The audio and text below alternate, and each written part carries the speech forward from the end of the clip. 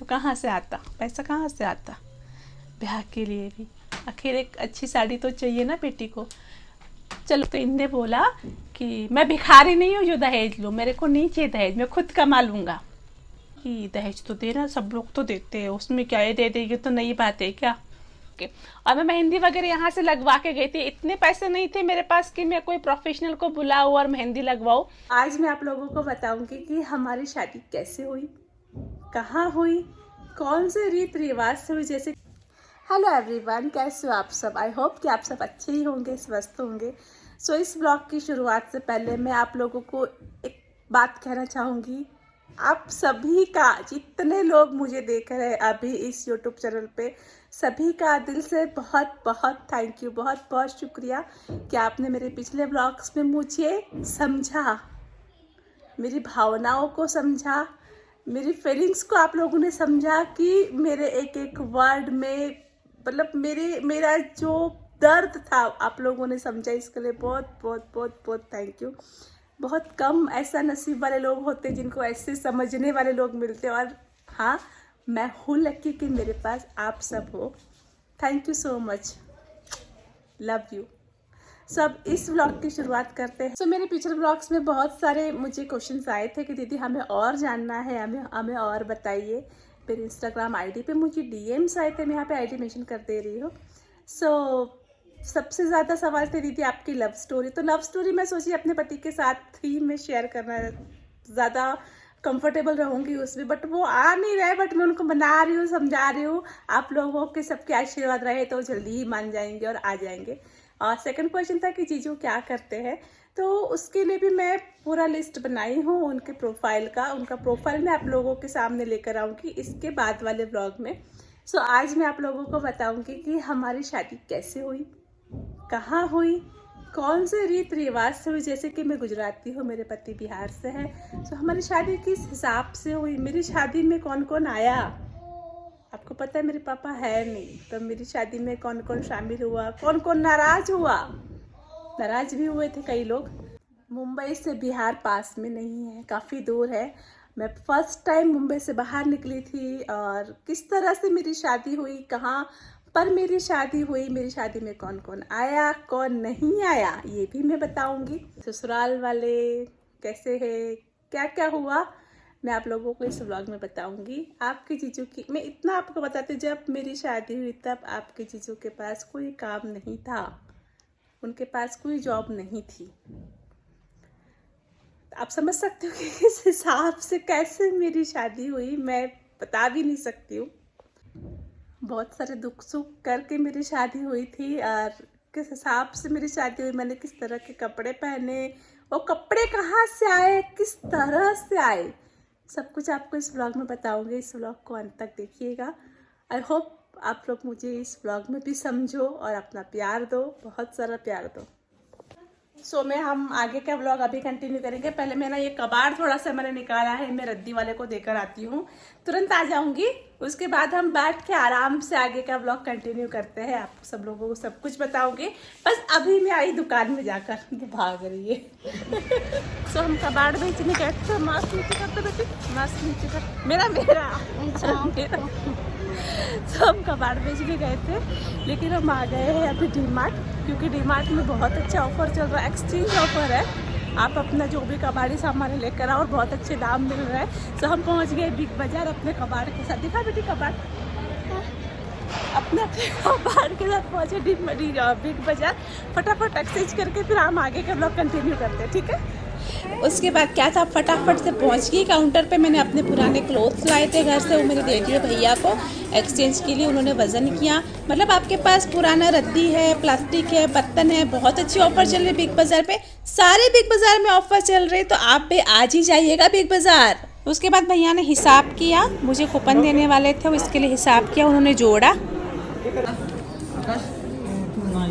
अच्छा, ये काउंट कीजिए, कितना है? 250 का भी है, 250 250 हो गया। ये 2 3 4 400 ये हो गया, और ये 250 900। हमने हमारा पूरा कबाड़ यहाँ पर दे दिया। 950 900 रुपये हमको मिले हैं। अब हम जाएंगे शॉपिंग करेंगे, क्या क्या खरीदते देखते। सो अभी हम जाएंगे बिग बाज़ार के अंदर और देखते हम क्या क्या शॉपिंग करते हैं।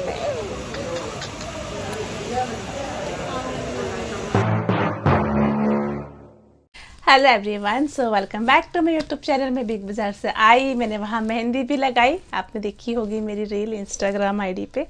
सो मैं आई बिग बाज़ार से, उसके बाद चाय बनाई, खुद चाय पी और सब जो मिस्त्री सब है उनको चाय दी, ख़त्म करी।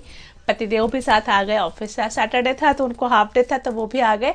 हालांकि वो सोए हैं, इसलिए मेरा अभी रूम चेंज हुआ है। मैं बच्चों के रूम में आई क्योंकि मुझे व्लॉग कंप्लीट करना था और वो बाहर सोए हैं, सोफ़ा पे सोए हैं। सब हम आगे कंटिन्यू करते हैं। अब मैं कहाँ से शुरू करूँ?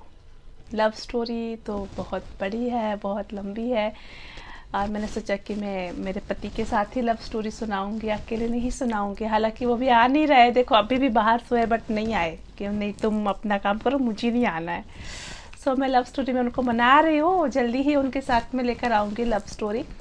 सो आज मैं आप लोगों को बताती हूँ कि मेरी शादी हुई कैसे थी, किन हालातों में हुई, किस तरह से हुई।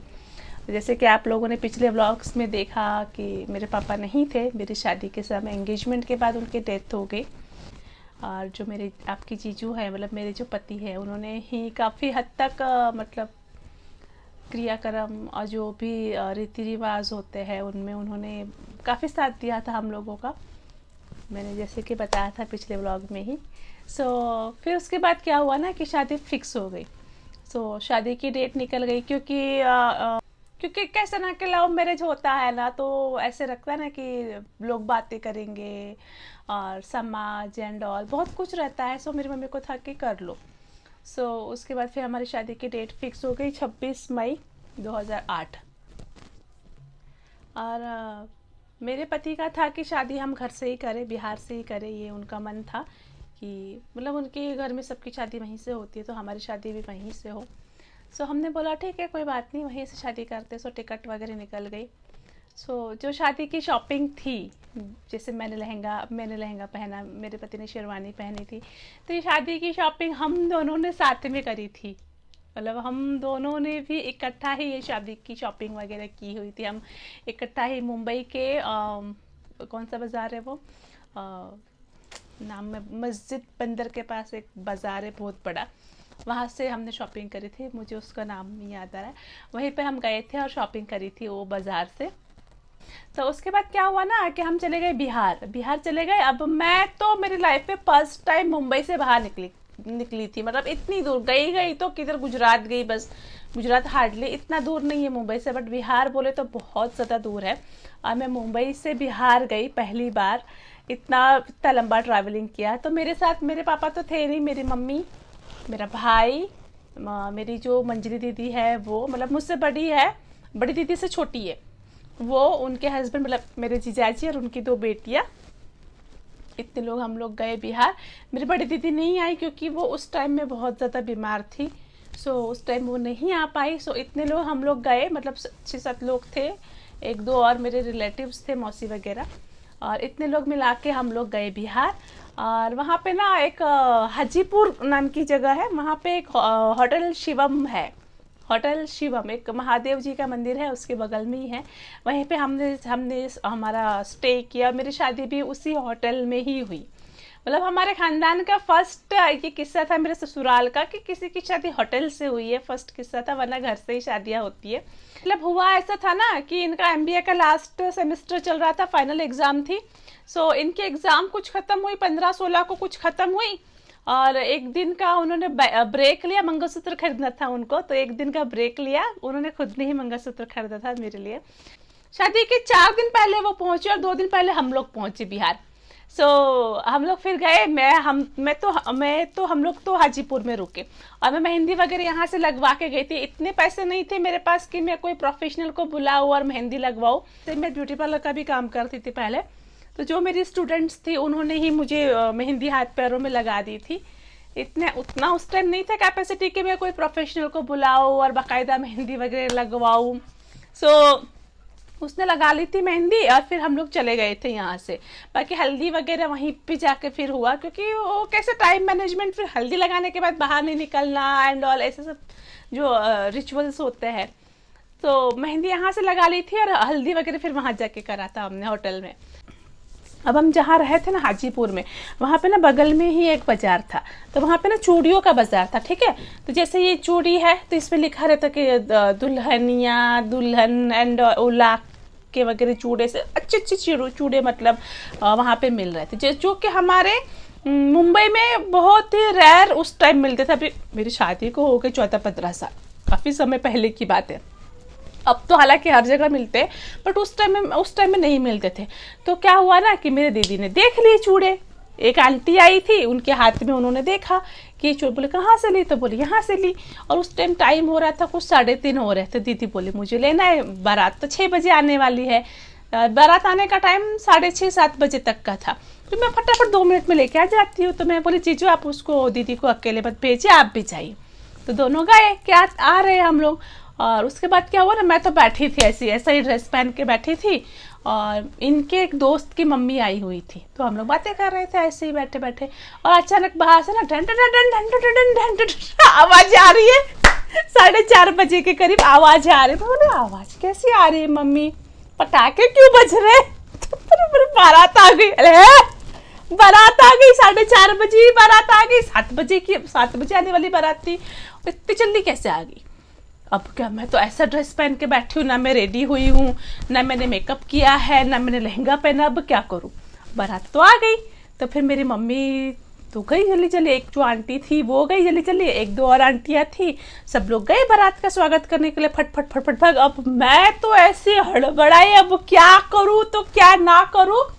झटापट फटाफट मैंने लहंगा पहना, और कैसे ना उस टाइम नहीं था इतना कंडीशन कि मैं पार्लर वाले को बुलाऊँ और मेकअप करवाऊँ। उस टाइम में वाकई में नहीं था यार, अब क्या बताऊँ, वो सब बातें तो अब कहने लायक है भी नहीं। मैंने ऐसे भी मतलब बारात जल्दी भी नहीं आती, तब पर भी मेरी शादी का मेकअप मैं खुद ही करने वाली थी। मैंने खुद ही अपनी शादी का मेकअप किया। मैं यहाँ पे पिक लगाऊंगी, आप देखना। तो मुझे तो देखो अभी भी मुझे उतना अच्छा मेकअप करने नहीं आता आज के डेट में भी। तो उस टाइम की तो बात ही अलग है कि मैं इतना अच्छा मेकअप कर लेती। हाँ, दूसरों का अच्छा कर लेती थी, बट खुद का नहीं अच्छे से कर पाती थी किसी तरह। मैंने उस टाइम मेरे बाल ऐसे नहीं थे, ऐसे बाल नहीं थे उस टाइम मेरे, अच्छे घने बाल थे, लंबे बाल थे मेरे। अभी ये तो सब डिलीवरी के बाद सब बाल ऐसे हो गए, लेकिन उस टाइम मेरे बाल अच्छे थे। मैंने क्या किया, एक रबर लिया, यहाँ पे बांधा रबर, और ये जो बाकी के बाल थे गोल गोल गोल करके ऐसे ऐसे ऐसे जुड़ा बना लिया, पिन लगा दी खूब सारी, उसके ऊपर एक गजरा लगा दिया, और दुपट्टा लेके पूरा यहाँ तक। वहाँ पे तो हम लोगों को तो दुपट्टा ही करना पड़ता है, जो बहू होती है उसके तो दुपट्टे ही रहते हैं। यहाँ तक मैंने कर लिया, दुपट्टा ढक लिया, हो गया मेरा मेकअप, मैं रेडी हो गई। सब तक तो मेरी दीदी लोग भी आ गई थी, सब लोग आ गए थे। और फिर हमको बुलाया गया मंडप में कि लड़की को बुलाओ। और हाँ, बिहार की शादी आप सबको पता होगा कि रात भर चलती है, तो रात भर शादी चली। और सब लोग ना मुझे ऐसे देखते थे, मुंबई की बहू है, मुंबई की बहू है, कहाँ से आई है, मुंबई से आई है। तो तकरीबन 250-300 लोग थे उस टाइम में भी। इतने लोग मेरी शादी में शामिल हुए थे, रात भर शादी चली। मेरी जो दीदी और जीजू है उन्होंने ही मेरा कन्यादान किया। पापा तो थे नहीं, तो मम्मी तो करती नहीं, तो पूरा कन्यादान वगैरह मेरी दीदी और जीजू ने ही किया मेरी शादी का। तो उसके बाद क्या हुआ ना कि आधे रिचुअल्स हो गए, उसके बाद हमको रूम में बैठना था। तभी कोई आंटी आई, कोई रिलेटिव, मुझे भी नहीं ध्यान है कौन था। उनने बोला कि कितना दहेज लिया है, क्या दहेज मिला है तुमको? तो मैं तो चुप थी, मैं क्या बोलूँ कि क्या दिया है क्या लिया है, मैं तो चुप थी। तो इनने बोला, मेरे पति ने, कि क्या करेगी दहेज, दहेज क्या करोगी, लड़की मिल रही है कम में, क्या तुमको दहेज भी चाहिए? उसकी माँ लड़की तो सौंप रही है, मुंबई से बिहार आ गई, अब दहेज भी लेकर आए। तो वो दहेज तो देना, सब लोग तो देते हैं, उसमें क्या ये दे देगी तो नई बात है क्या? तो इनने बोला कि मैं भिखारी नहीं हूँ जो दहेज लूँ, मेरे को नहीं चाहिए दहेज, मैं खुद कमा लूँगा। ध्यान में नहीं आंटी कौन थी, क्योंकि मैं उस टाइम किसी को जानती भी नहीं थी उतना, और मुझे उतना लैंग्वेज भी, अब तो मुझे पूरा प्रॉपर लैंग्वेज समझ में आता है, बट उस टाइम मुझे उतना लैंग्वेज समझ में नहीं आता था। बट इन्होंने फट फट फट सबको जवाब दिया था, जितने लोग थे सबको इन्होंने जवाब दिया था कि दहेज क्या करोगे, क्या करोगे दहेज, जिस लड़की मिल रही है दहेज का क्या है, पैसा, पलंग, फ्रिज, मैं खुद कमा लूँगा, मुझे नहीं चाहिए, मुझे भीख चाहिए ही नहीं, मैं खुद कमा लूँगा। लड़की की शादी हो गई, मेरी विदाई हो गई, मतलब मेरी माँ बहुत रो रही थी। रोते रोते मेरे ससुर को बोली कि मेरी बेटी को अपना बेटी समझना, और तुम्हें कुछ, मैंने आप लोगों को कुछ दिया नहीं है, मेरे पास कुछ है ही नहीं कि मैं आप लोगों को दूँ, मेरी बेटी दे रही हूँ, बस उसका ध्यान रखना। तो मेरे ससुर जी ने बोला था कि आपकी बेटी अब मेरी बेटी है, जैसे मेरी बेटी है कंचन, वैसे ये भी अब आज से पिंकी भी मेरी बेटी है। मेरा नाम पिंकी है घर में, सास ससुर भी मुझे पिंकी कह के ही बुलाते। आज से पिंकी भी मेरी कंचन ही है और कंचन मेरी पिंकी है। गाड़ी में बैठ के चली गई। मेरी मम्मी बहुत रो रही थी, बहुत रो रही थी मेरी मम्मी भी। एक एग्ज़ाम दिए ही थे, फाइनल एग्ज़ाम, अभी तो रिज़ल्ट भी नहीं आया था और शादी करने चल दिए थे ये मेरे पति, क्योंकि उनका था कि अब करना ही है, सो अब करना ही है। उस टाइम जॉब भी नहीं था, पैसों की इतनी ज़्यादा तकलीफ़ थी, पैसों की भी, तब पर भी हम लोग, मतलब ऐसी हालत थी उस टाइम, मेरे पास शब्द भी नहीं है कि मैं क्या बोलूँ। आप लोग समझ सकते हो, अगर मेरी जगह रहते आप लोग समझ सकते कि किस सिचुएशन में मेरी शादी हुई होगी, किस हालात में मेरी शादी हुई होगी। बट मेरे पति ने बहुत सपोर्ट किया था। और मेरी माँ, अपना जितना बचत मेरी माँ ने किया था, जितनी बचा बचा के पैसे रखी थी, पूरे मेरी शादी में उसने लगा दी मेरी माँ ने।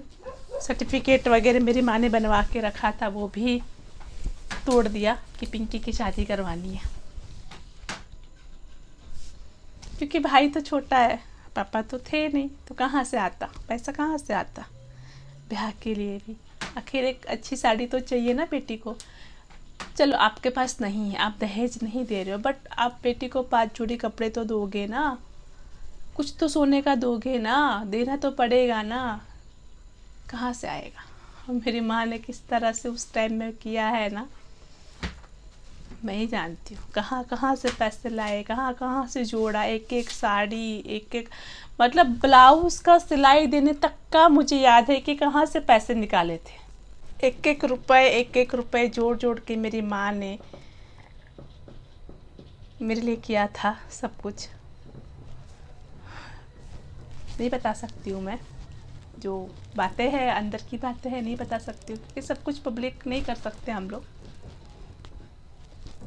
इतना समझ सकते हो कि जिसके पापा नहीं होते उसको कितनी तकलीफ़ें होती है। हुई, मुझे शादी करनी थी, इन्हीं से करनी थी। मैंने मम्मी को कहा था मेरी शादी इनसे नहीं हुई, मैं मर जाऊंगी, मैं जान दे दूंगी, शादी इन्हीं से करनी है। सो इस तरह पूरे बिहारी कल्चर में मेरी शादी हुई, पूरे रीति रिवाज के साथ शादी हुई, बिहार में ही हुई। बिहार के हाजीपुर में एक शिवम होटल है, उसमें मेरी शादी हुई। अगर जब मेरी जयमाला होनी थी तब पर मेरी मम्मी ने बोला था बेटा देख अभी भी सोच ले, समय है। मैंने बोली नहीं मम्मी, शादी करूँगी तो इसी से, वरना मैं जान दे दूँगी, मैं मर जाऊँगी।